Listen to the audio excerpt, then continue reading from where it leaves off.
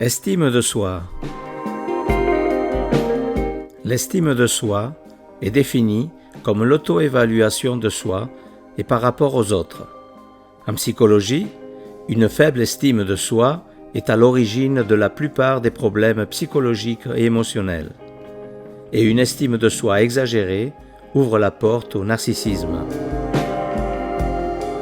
Indépendamment des multiples origines du manque d'estime de soi qui affectent négativement la plupart des personnes, du fait de se sentir inférieur aux autres, de penser qu'ils ne valent rien, de croire qu'ils ne font pas bien les choses, de ne pas s'accepter physiquement, il existe un dénominateur commun à toutes les origines: la désadaptation à soi-même et à l'environnement.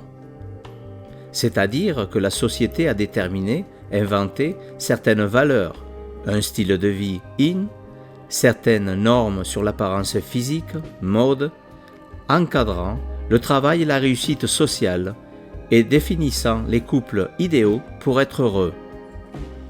Par conséquent, les personnes qui, dès leur plus jeune âge, ne répondent pas aux normes acceptées se sentent mal, marginalisées, et dans leur tentative d'adaptation pour se voir dans le regard des autres, une faible estime de soi se développe, ce qui génère souvent de l'agressivité envers soi-même, de la tristesse, du malheur, de l'anxiété, la jalousie, la dépression, la peur de l'avenir, la solitude et même le suicide.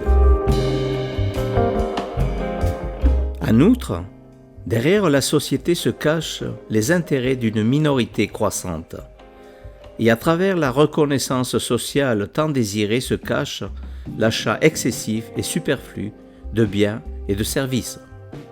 Les gens deviennent esclaves de la boucle du consumérisme, afin d'être acceptés et heureux, et nous en voyons maintenant les conséquences planétaires.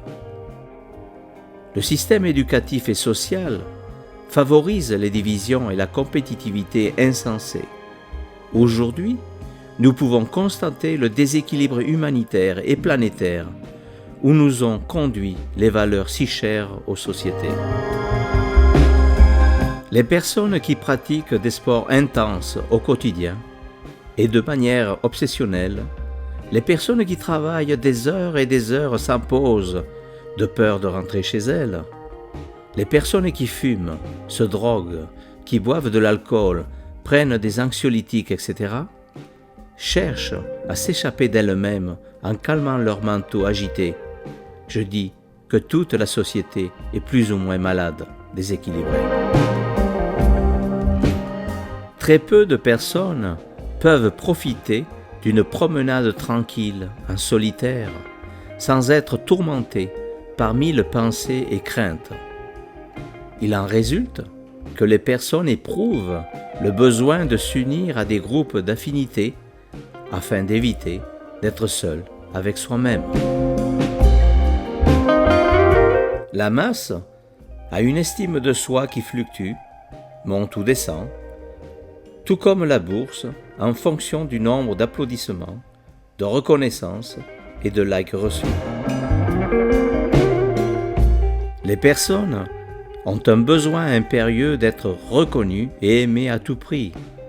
L'hypocrisie, camouflée et inconsciente, sévit dans les rues de l'humanité.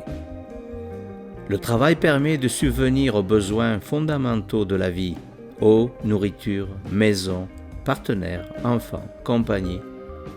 La reconnaissance maintient le mental perdu et craintif. La personne inadaptée, qui est forcée par la société à être seule avec elle-même, souffre souvent d'une faible estime de soi. La personne acceptée par la société vit en groupe par peur d'être seule. Celui qui est accepté aujourd'hui se bat sans cesse pour être accepté demain. Il n'y a pas de paix, pas de trêve, pas de tranquillité. La jeunesse est valorisée et la maturité, la vieillesse est méprisée. Voilà la lutte sans fin qui ne peut jamais gagner la bataille des années qui passent. La résignation est le prélude à la faible estime de soi. La société est heureuse en public et effrayée en privé. Il n'existe pas d'estime de soi faible ou élevée lorsqu'une personne se rapproche de ce qu'elle est vraiment, se regardant à travers les yeux de sa propre essence cœur, pour grandir et se découvrir, sens de la vie. Pour cela, il est important de motiver nos enfants et les jeunes à ressentir ce qu'ils doivent faire et ne pas faire, manger et ne pas manger, dire et ne pas dire, selon leur propre spontanéité innée basée sur le respect de l'ensemble et de soi-même. Règle transcendantale et triste, fais ce que tu veux, tant que cela ne nuit ou ne dérange personne dans l'univers et moins à toi-même. Dans ce processus, ils accorderont la priorité à leurs sentiments natifs, intuitifs, qui révéleront leur identité transcendantale universelle. Ils seront eux-mêmes uniques et complémentaires pour l'évolution de l'humanité. Des personnes qui vivront libres et protégées des troubles mentaux en s'exprimant à partir de leur essence cœur. Comme je vous écris et raconte ces mots, et tout ce que je fais à partir du silence de la vallée. Le manque d'estime de soi d'un pommier est dû au fait qu'il ne sait pas qu'il est un pommier, et d'essayer sans succès de produire des cerises que la société aime tant. Le mental se libère instantanément lorsqu'il se connecte à son cœur essence. C'est ce que nous enseignons au Centre international et triste de la vallée de Hortunas, Espagne.